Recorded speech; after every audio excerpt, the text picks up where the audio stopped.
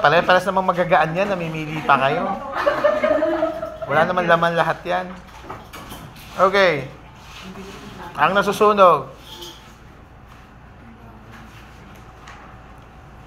Generator. Classy. Pamatay sunog.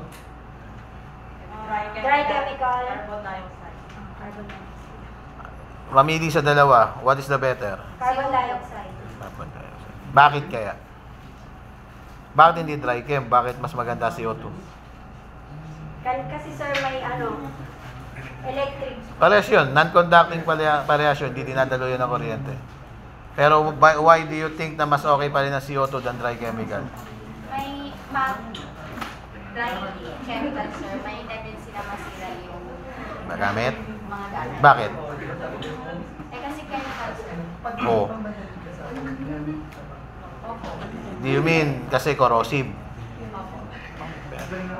Galing manghula ni ma'am. Okay. Bukod doon, ang CO2 kasi is a clean agent. So when we say clean agent, walang iniiwang residue, walang dumi, hindi siya nakakasira o non-corrosive siya. No, hindi din. Kasi gas siya eh.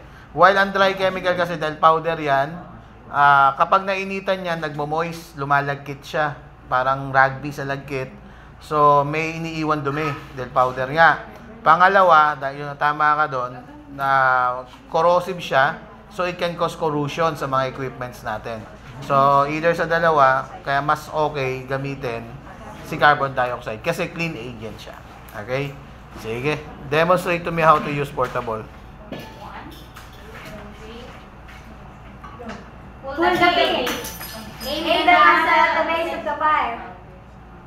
Squeeze the lever. Sweep the nozzle side to side. Stop. Stop. Sige. Lapit kayo. Asa ng apoy? O bakit nakatutok sa taas? Yung kamay mo ulit.